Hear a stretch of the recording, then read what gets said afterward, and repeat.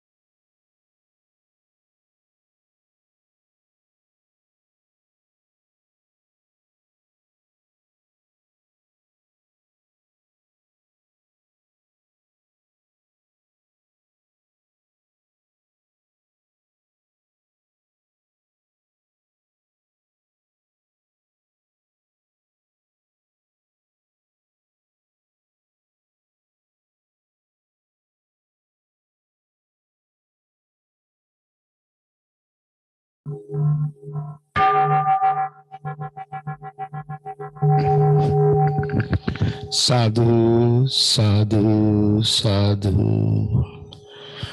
Thank you, Chandasara, leading the meditation. Right now, Kusala is going to start his Dhamma talk. Kusala, you can start your Dhamma talk.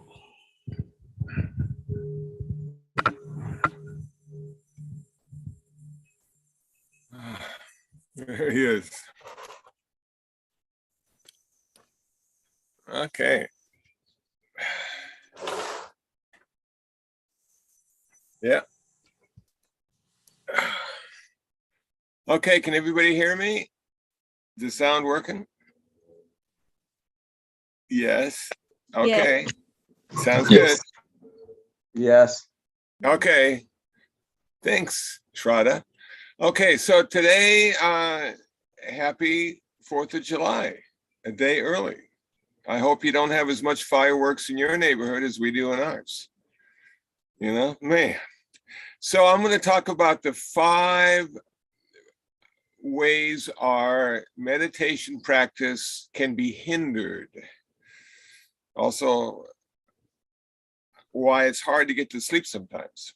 So we have these 5 things, and I'm going to go through them and give a little explanation, and then you can comment or question or whatever you like to do. So the first difficulty that we run into when we try to have a good meditation practice is sense door desires. So we have these sense doors, and these sense doors allow us to bring inside good stuff and prevent bad stuff from entering. So we have the sense doors of the eye, the ear, the nose, the tongue, the body, feelings, and the mind, thinking. And we can have good thoughts and good smells and good sounds and good sights and good tastes, or we can have aversion to the sounds and the sights and the smells and the tastes.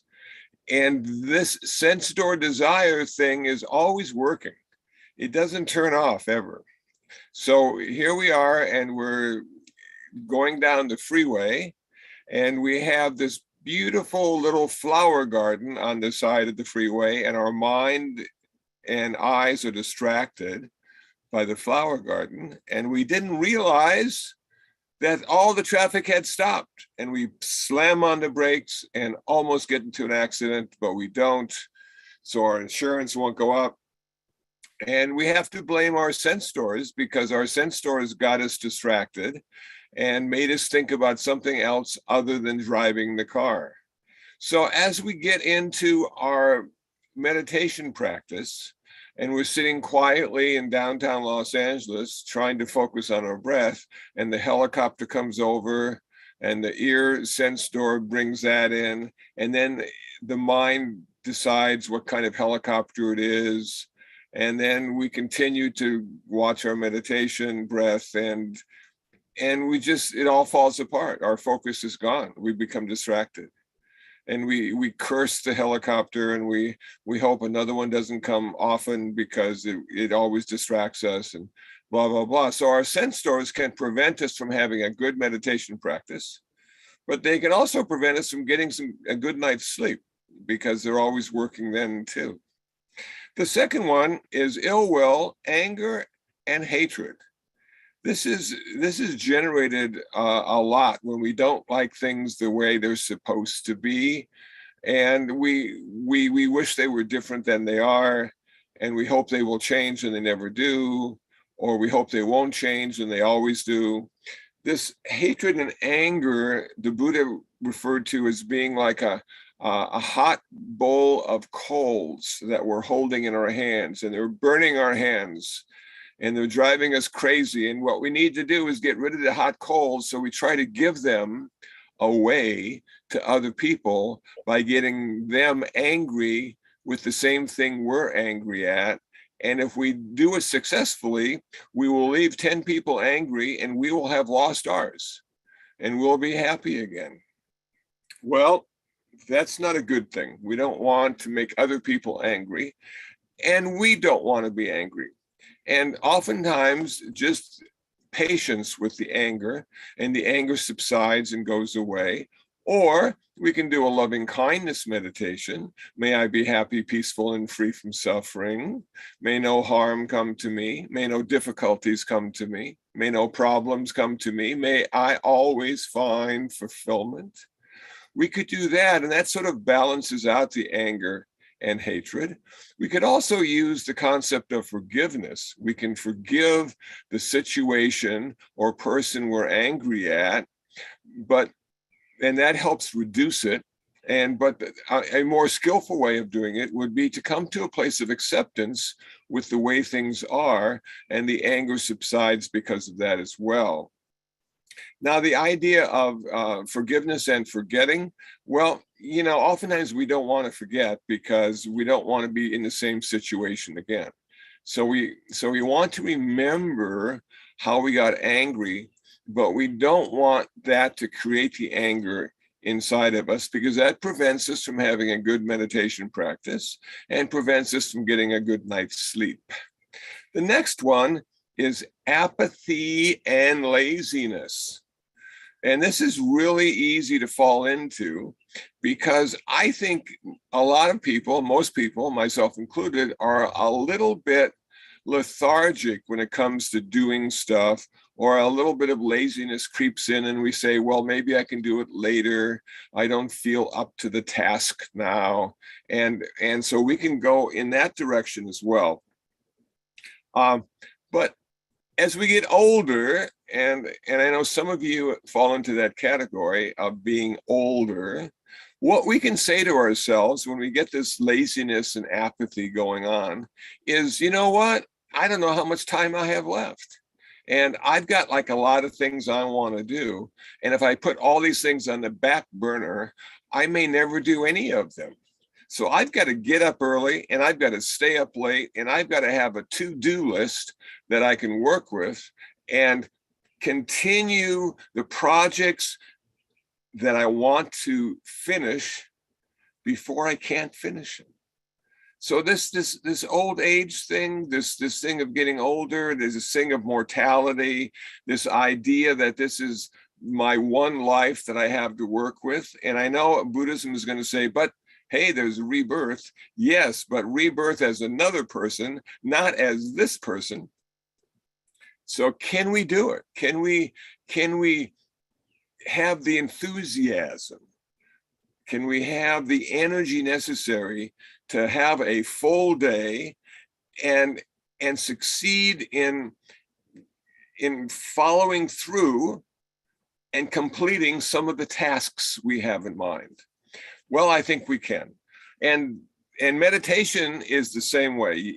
Well, I'll meditate later. Maybe I'll just meditate for 10 minutes instead of 20 minutes. Well, maybe I won't even meditate today because I had a good meditation yesterday, and it won't matter as much. And so we can rationalize our laziness and our apathy, but the Buddhist meditator needs to be disciplined enough to see that as an obstacle and do the workaround with the enthusiasm of living this marvelous life that was given to us, and for just a very short time. Okay, next one, anxiousness and worry. How about that? A lot of us are worried about the world right now because it just doesn't seem to be a very pleasant place to live. Everything's changing, and it doesn't seem to be changing for the better. It seems to be changing for the worst. And here we are, and every day we're faced with situations we probably don't have any control over, though we wish we did or could, and we don't.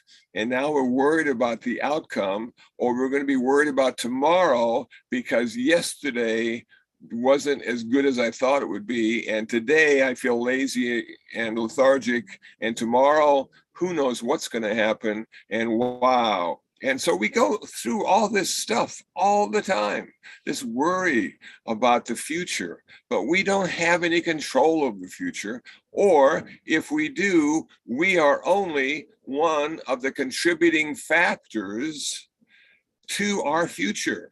There are 999 other factors that we have to sort of keep track of, if we can, if we even know that they exist.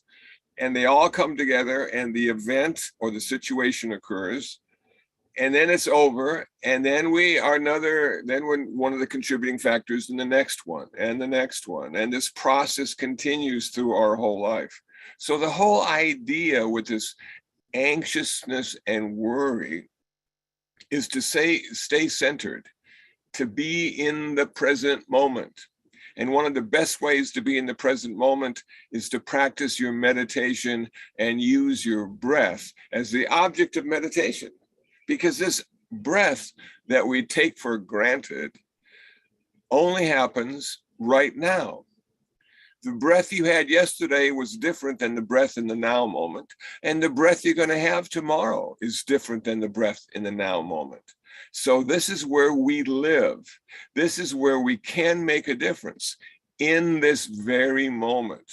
We can't do anything about the future without doing something now.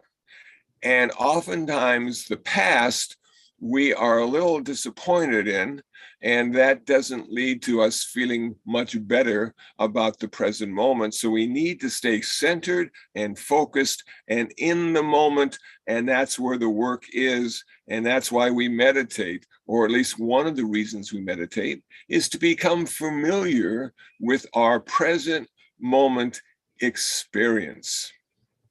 Okay, last but not least, we have skeptical doubt. We have doubt.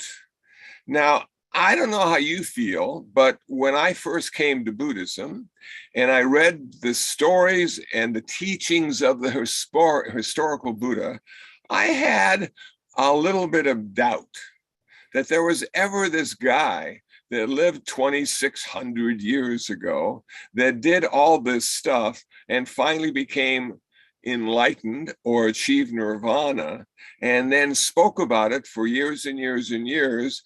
And eventually it was written down. And these words that we are reading today are the same exact words that the Buddha spoke 2,600 years ago, even though they've been edited over the centuries by monks who didn't have much to do other than decide what the Buddha really said or what the Buddha really meant. Okay, so that starts it off. And then you wonder, I wonder if this meditation practice is going to do anything at all, anything in a positive way that will make my life just a little better, that will allow me to see the reality of every moment I find myself in. I wonder if it will work. And then you think to yourself, well, you know, I've been to various churches and Buddhist monasteries and Hindu temples and synagogues, and I have never, ever found anybody who was perfect.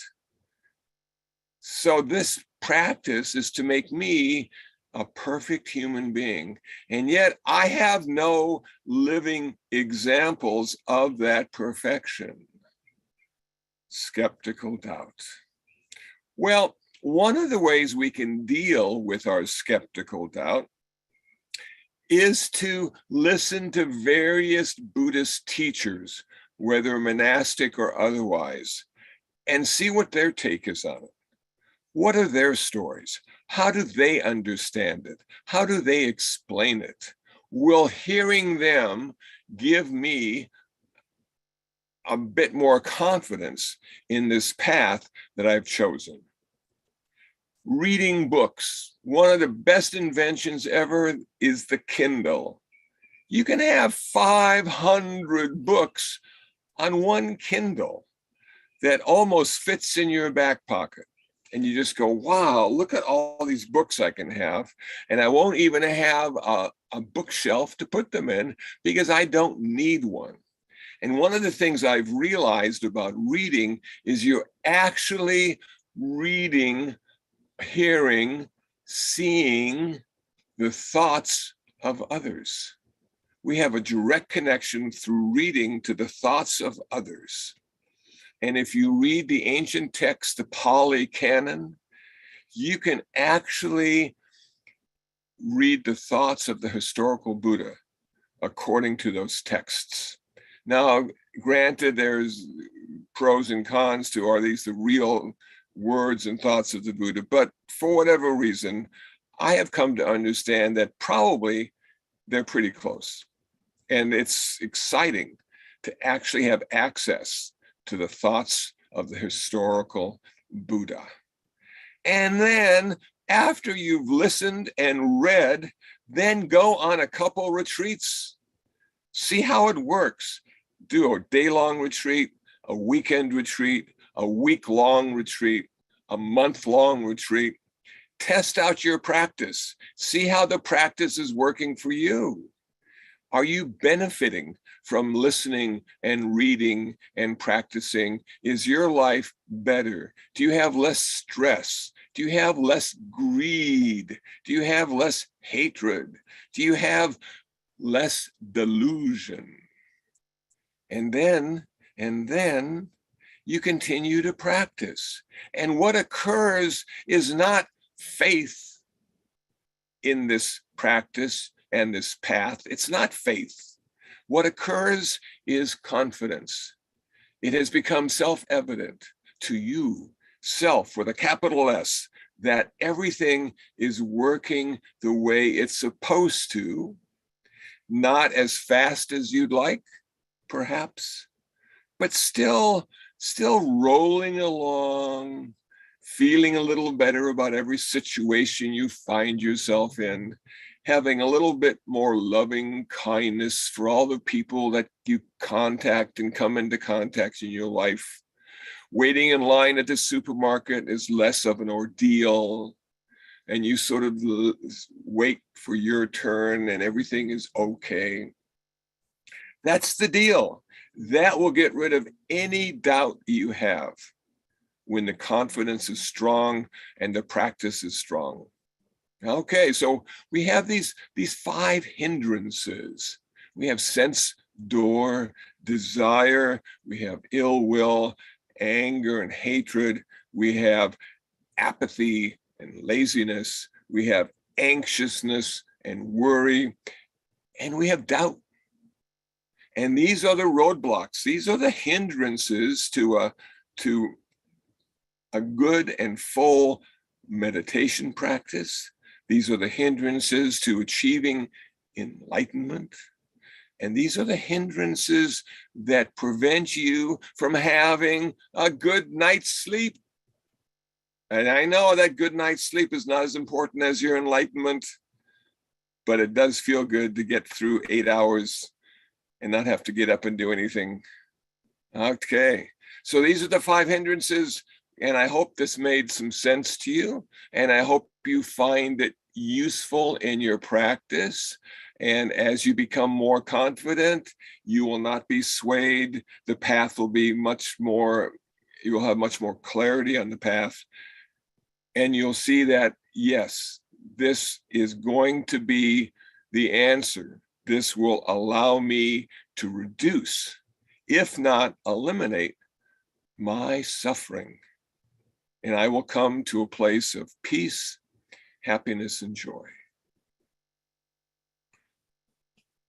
Okay, there we go. I know Selvin was listening carefully, I could tell. So does anybody have any questions or comments on what I've said? And okay, somebody is, let me get my glasses on. I've got to put this, let me change the view from speaker to gallery. There we are. Okay, we got it. John. Hey, Kusala. Good to see you again.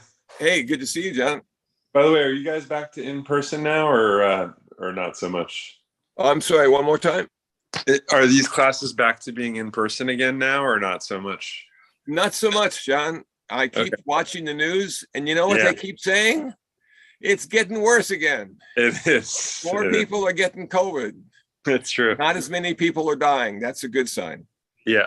So sometimes I'll go live and go out to a place. Like yesterday, I was at Leisure World, and gave a talk in Leisure World. But it's a big room, and we space everything appropriately. Yeah. And then everybody wears a mask except for me when I'm talking. Yeah. And in that situation, I feel comfortable. Okay. Or if I'm at a church and they have a stage and there's an audience and there's like 50 feet between us. Yeah. Yeah, I feel good. But I'm an old guy and I don't want to get COVID, even though I've been boosted in all the shots and stuff. Yeah. And I probably won't die, but I'll feel terrible for a week. I try to avoid that. I get that. No, but my question on today's talk, by the way, was you had mentioned you want to find things to read and more Dharma to listen to from other teachers. Yeah. I mean, if you go on Google and just try to find Buddhist teachers or try to find things to read, like there's all kinds of stuff that pops up. Is there a resource you recommend to draw from, or like a reference list that's out there from someone you trust? Yeah, no, actually, I don't have any recommendations. And when I was searching for, teachers and books to read, people would recommend stuff to me, and none of the stuff was very good. So what happened for me was I would oftentimes visit the Bodhi Tree bookstore when it was in existence. Yeah. And I would go to the used book section and I just looked through the shelves, and then something would catch my attention. And I'd sort of open it up and read a few pages, and I go, yeah, this is good. This is what I was looking for. So it's more of an intuitive kind of thing. And then as far as teachers, I was always disappointed. Most of the teachers, aren't necessarily good speakers. And the ones that are good speakers sometimes don't have anything to say. And so you're just gonna, you have to sort of go through it. I can recommend, though, if you want, two people that I like, but I'm old, just like Kshanti there. And so the two people I like are Alan Watts and Ram Dass. Okay, I'm writing that down. And both of them are fun to listen to, and there's some good insight. They both have some good insight, but both of them I wouldn't consider them traditional teachers. I would consider them non-traditional teachers with a lot of personality that makes the talks interesting and the facts accessible. And what about for retreats? Because you'd mentioned trying to go on retreats more. Is there a center that does those? Yeah, you know what? Let me ask Selvin about because Selvin's been going on retreats lately, and has spoken highly about that. So maybe he can enlighten us on the retreats he's been to. Selvin, would you mind doing that? No, I don't at all. Thank you again, Kusala. It's good to see you. Good to see you. The retreats that I do are in what's called the Goenka tradition, is the Vipassana. They're out of Joshua Tree. And they're 10-day retreats. And for 9.5 of those days, it's silence. They call it noble silence. So it's just you and your thoughts and meditating. It's back to what Kusala was saying about does this make a difference? It does. It did for me, and it still does. I still go. It's just realizing that there's many lifetimes of who I am, and it might take quite a few lifetimes to kind of undo. That's how I see the path, to undo, to reveal the true nature of who I am, the Buddha nature, I'm guessing. So can I add something, Solon? Because you hit a really important point there. It's not so much what we need to get, it's what we need to get rid of. Would you agree with that? I completely agree with that. Because it's all, I'm not growing another brain, I'm not growing another arm, it's undoing. So you can go to dharma.org, and I can put it on the chat. The tradition is under Goenka G. So SN Goenka. If you have any questions, yeah. Good. Thank you, Selvin. I appreciate that. Sure. And I see Jeannie is waving her hand, and then, hi, Jeannie. Hi. And then Kshanti wants to say something too, I think. Yes. What do you have in mind, Jeannie? Well, when you're speaking of retreats, I really enjoyed Jack Cornfield's retreats. And was that up at Spirit Rock? Did you go there? no, I went years ago. Remember, you recommended him about 25 years ago. So he had it at Madonna Center, but I'd like to go to Spirit Rock. And also, I really, your podcast, you forgot to mention your podcasts. They're really good for, you've got quite a few of them. I was trying to avoid self-promotion, but thank you, okay. Jeannie. That's very nice. Yeah, I really enjoyed them. And those are, and then, Pema Chodron, but still, and Thich Nhat Hanh, well, he used to give retreats, but he has really good things and books and live tapes that I've really enjoyed. I wish I would have seen him before he passed, but at least I have all his tapes and books, and he has hundreds of books, I think. Mm-hmm. And I had a question, though, about, the hindrances to the meditation. There are 5 of them. And I kind of got the gist of everything: the ill will, the anger, kindness and acceptance, lethargy, discipline, worry, stay centered and present through meditation, doubt, gain your confidence, go through retreats and stuff like that. But the first one on the 5 hindrances was desire. And I don't have a little sentence that I can put into that would lead me in the right direction.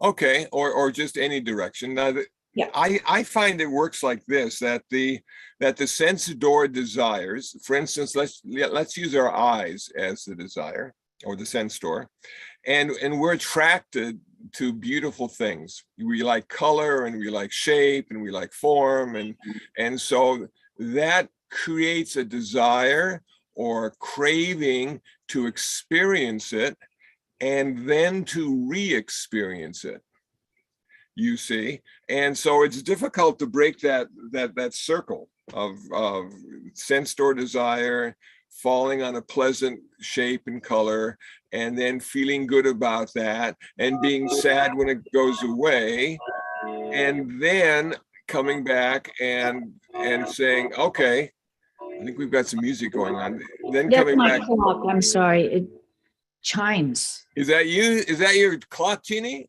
Yeah, I got it for a birthday to remind me of timelessness and time, and it chimes every 15 minutes. Oh, that would drive me crazy. Okay, so there we go. So now let's talk about the ear and hearing the chime. And at first it's beautiful, and you have attachment to it, and you're attracted to it. And then after 6 months of chiming every 15 minutes, you have this strong sense of aversion and hatred and anger towards it. And well, you don't hear it anymore. No, I know. I'm making a point. So here we go. That's how it works. We have desire and we have aversion. It's just 2 sides of the same coin, aversion and desire. And it oftentimes is created by our sense doors. So we smell something pleasant, or we taste something really good and can hardly wait to taste it again. Like maybe an Oreo cookie with a glass of milk, Jeannie, that is so satisfying on many levels. And then you start to see, well, you know what? I have to have a little more equanimity about these sense doors. I can't be chasing all the pretty stuff and running away from all the bad stuff. I've got to be centered, and I've got to have a certain level of discipline and control when it comes to my sense doors, especially the taste sense door, so I don't gain 50 pounds during the pandemic because there's nothing else to do but eat. So it's that kind of thing. The sense doors create desire and aversion, and probably the best way to deal with it is to be disciplined. When they arise, then they exist for a while, and then they pass away. And we don't have to do any action. We don't have to get involved with it if we don't want to. But most of us like getting involved in like pretty flowers, and we go to the flower shop, and we get a whole bouquet, and we look at it. And of course, they're all cut and they die quickly.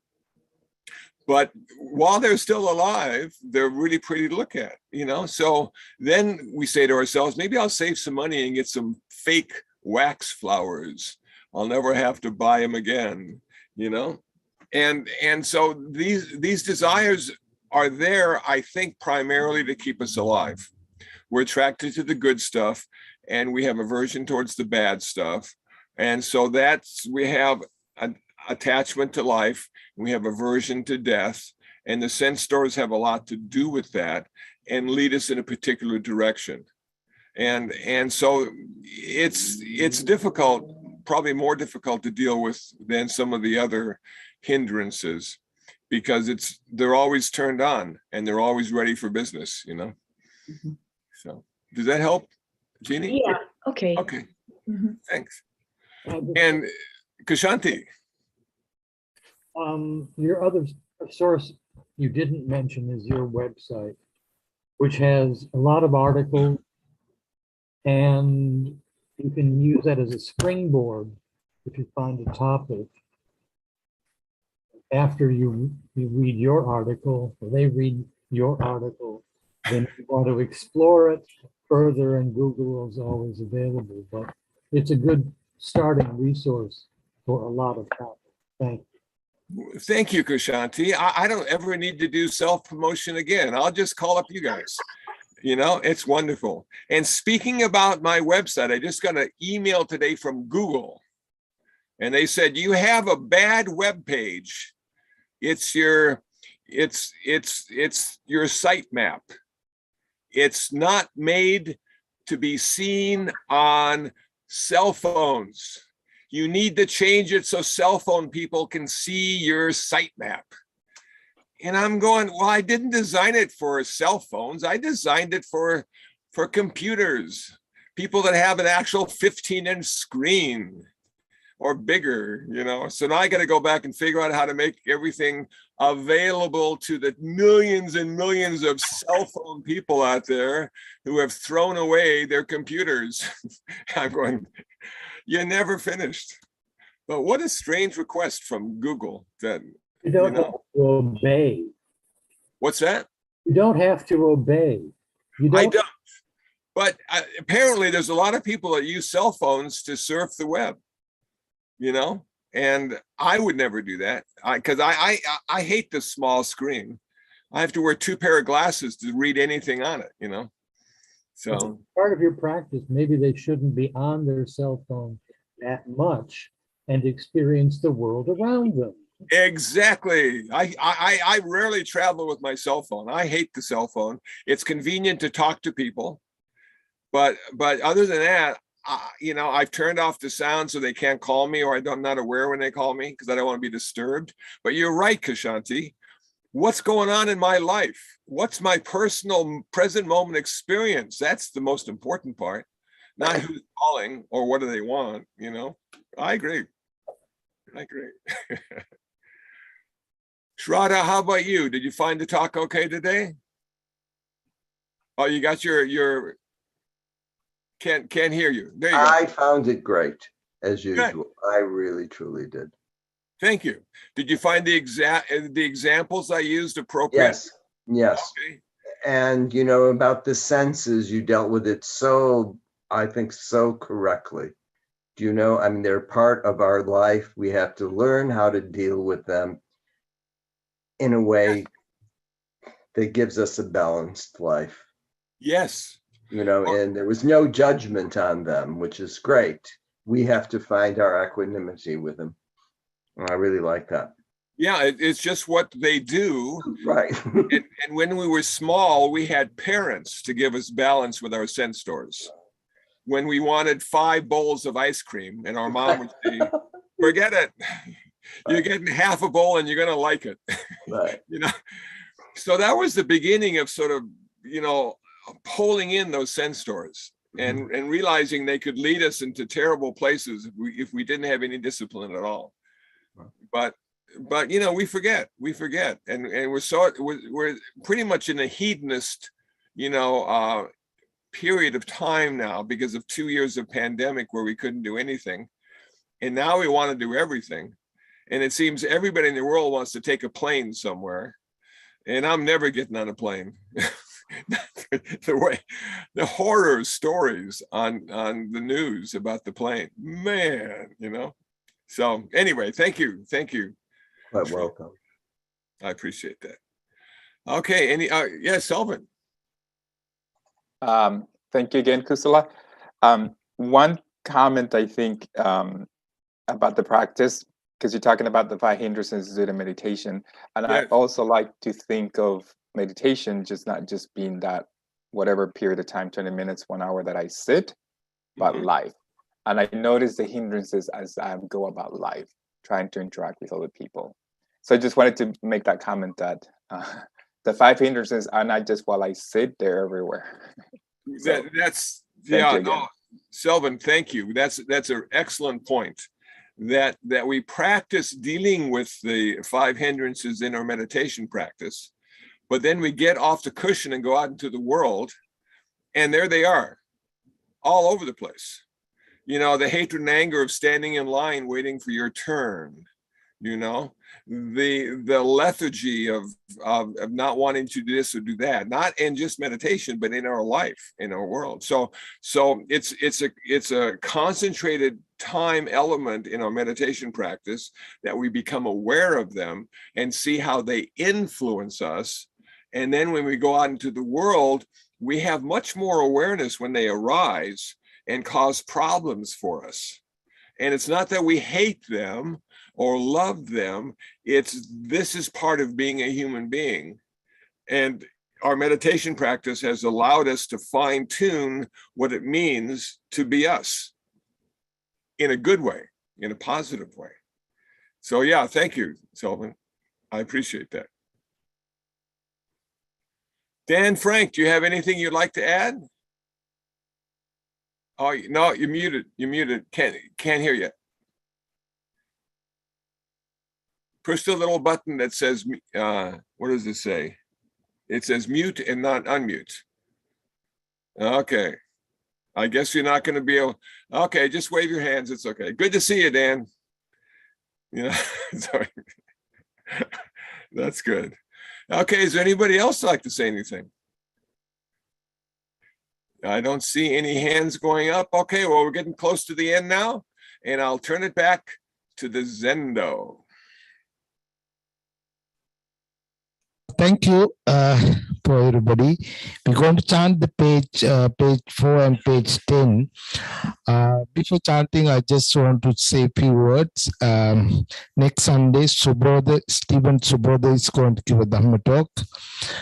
And coming Saturday, we are going to the Lotus Festival program, Eco Park, for the blessing for the boats. And if you like, you can join with us. It starts Saturday around 11:30. And temple is open for the Sunday service. If you like, you can come and join with us. Sunday 11 to 12, you can come to the Sendo and you can practice meditation with us, and you can join the program also. Please, if you want to come, please, you can come. Only Sunday. Other program we don't know, not yet. We will do sometime around August, which is the Ulambana service, offering merit for the departure relatives. We are planning maybe end of the August. We are planning to give a Dhamma, the Ulambana service with the Dana, Sangadana, and the lunch for everybody also. Please notice sometime around August, maybe last Sunday. That's it. Right now, we're going to chant the page 4 and page 10. Namo tassa bhagavato arahato samma sambuddhassa. Namo tassa bhagavato Arahato Sama Sambuddhassa. Namo tassa bhagavato arahato samma sambuddhassa. Buddham saranam gacchami. Dhammam saranam gacchami. Sangham saranam gacchami. Sentient beings are numberless. I vow to save them all. Deluding passions are inexhaustible. I vow to end them all. Dhamma grades are limitless. I vow to study them all. Buddha's way is supreme. I vow to attain it. May suffering ones be suffering free, and the fear-struck fearless be. May the grieving share all grief, and the sick find help freely. Mengi dukung adukap tujuan negara dujung gatong pada mengi dukung adukap tujuan negara dujung gatong dan pandau mengi dukung adukap tujuan negara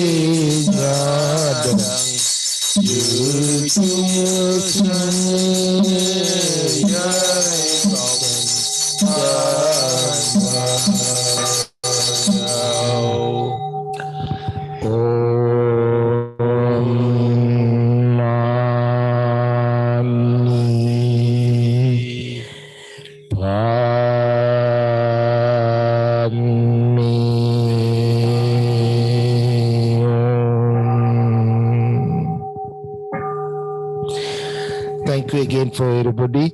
By the power of the Buddha, Dhamma, and the Sangha, and by the power of all the Bodhisattvas, you all be well and happy. Sadhu, sadhu, sadhu.